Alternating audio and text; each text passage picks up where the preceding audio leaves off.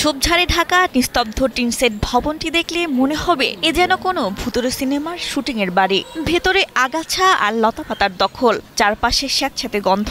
দেখে পরিত্যক্ত মনে হলেও আসলে এটি ৩০ লাখ টাকা ব্যয়ে নির্মিত একটি সরকারি কলেজের ছাত্রাবাস, যা ১ দশকেরও বেশি সময় ধরে পড়ে রয়েছে নিশ্চিহ্ন নীরবতায়।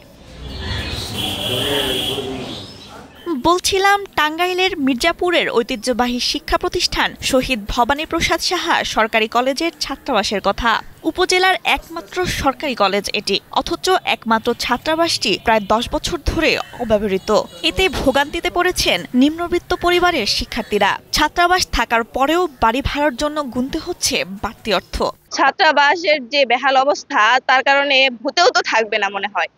মানুষের থাকার তো পরিবেশ নাই। এখন এটা আমাদের মেরামত করার প্রয়োজন। এটা যেহেতু সরকারি কলেজ, সেহেতু আমার সরকারের কাছে একটি অনুরোধ রইল যে আমাদের ছাত্রাবাসটা যেন পুনর্নির্মাণ করা হয়। ছাত্রাবাসের অবস্থা খুবই ভয়াবহ, একদম ভূতুড়ে বাড়ির মতন অবস্থা। এখন আমাদের যারা ছাত্ররা আছে তারা অনেকে দূর থেকে আসে, তাদের পক্ষে দূর থেকে এসে প্রতিদিন রেগুলার ক্লাস করা এবং টাইম মেনটেন করা ডিফিকাল্ট হয়ে যায়। বিশেষ করে বৃষ্টির দিনে বা বিরূপ আবহাওয়ার দিনে অনেকে দূর থেকে আসতে পারে না। প্রতিষ্ঠানটি নির্মাণের কয়েক বছর পরে ছোট পরিসরে তৈরি করা হয় ১৬ আসনের একটি ছাত্রাবাস, কিন্তু তত্ত্বাবধায়ক না থাকায় ধীরে ধীরে অযত্নে জরাজীর্ণ হয়ে পড়ে ভবনটি। অবশেষে ২০১৫ সালে এটি পুরোপুরি ব্যবহারের অনুপযোগী হয়ে বন্ধ হয়ে যায়। আমাদের এখানে যে ছাত্রাবাসটা আছে এটা অনেকদিন যাবত আপনার ব্যবহারযোগ্য হয়ে আছে। এখানে আমি ওইখানে ভিতরে ঢুকছিলাম, দেখলাম যে এখানে যে ব্যয়টা হয়েছে, অনেক টাকার ব্যয় এই ছাত্রাবাসটা করা হয়েছে, কিন্তু এটার যে বর্তমান যে পরিস্থিতি একেবারে ব্যবহারযোগ্য। তো এটা নিয়ে আমরা বেশ কিছুদিন যাবত কাজ করতেছিলাম। প্রিন্সিপাল স্যারের কাছে আমরা একটা দরখাস্ত দিয়েছিলাম, কিন্তু স্যার আমাদের কোনো আপডেট জানায় নাই। পদ্মা সেতু, মেট্রো রেল এবং এলিভেটেড এক্সপ্রেসওয়ে নির্মাণের গর্বিত অংশীদার বসুন্ধরা সিমেন্ট। শিক্ষকরা বলছেন, শিক্ষক ও শিক্ষার্থীদের আবাসন সমস্যা কলেজের বড় সংকট। এটি সমাধান হলে ভোগান্তি যেমন কমবে, তেমনি উন্নত হবে শিক্ষার মান। বিভিন্ন সিনেমে অত্র কলেজে আসে, এই অবস্থায় একটি মাত্র আবাসিক হোস্টেল, কিন্তু হোস্টেলটি অত্যন্ত জরাজীর্ণ। এই মুহূর্তে সবচেয়ে যেটা প্রয়োজন সেটা হচ্ছে একটা আবাসিক হোস্টেল।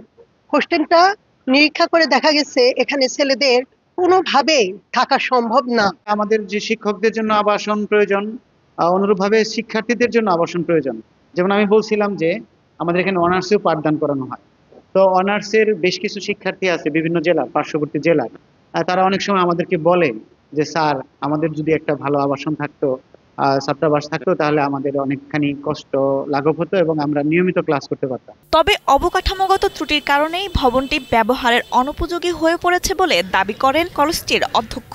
এটা ভালোভাবেই এটা চালু ছিল, কিন্তু আসলে এটার প্রাতিষ্ঠানিক যে অবকাঠামো, এটা আসলে দুর্বল হওয়ার কারণে উপরে এটা টিনের চালা বিশিষ্ট, সেটাও ক্ষতিগ্রস্ত হয় ধীরে ধীরে এবং ফ্লোরটাও একসময় ডেবে যায়। কারণ এটার পাশেই একটা নদী, তখন বর্তমানে এটা একটা খালের মতোই আসলে আকার ধারণ করেছে। এর কারণে এই ছাত্রাবাসটি বিভিন্ন কারণেই ক্ষতিগ্রস্ত হচ্ছে, যা বর্তমানে সম্পূর্ণভাবেই ব্যবহার অনুপযোগী হয়ে পড়েছে। কিন্তু এই ঐতিহ্যবাহী প্রতিষ্ঠানের বিভিন্ন জেলা থেকে, এমনকি সারা বাংলাদেশের আমাদের যেটা পরিসংখ্যানে আছে, বিভিন্ন জায়গা থেকে শিক্ষার্থীরা এখানে পড়াশোনা করতে আসে, কিন্তু তাদের আবাসিক যে সংকট, এটা কলেজের পক্ষ থেকে আমরা সেইভাবে পূরণ করা আদৌ সম্ভব হচ্ছে না। স্থানীয়দের দাবি, জরাজীর্ণ এ ভবনটি দ্রুত সংস্কার করে পুনরায় ব্যবহারের উপযোগী করতে হবে। তাহলে শিক্ষক ও শিক্ষার্থীদের আবাসন সংকট দূর হয়ে শিক্ষার মানেও আসবে উন্নতি। ফরমান শেখের পাঠানো তথ্যচিত্রে ডেস্ক রিপোর্ট, কালের কণ্ঠ।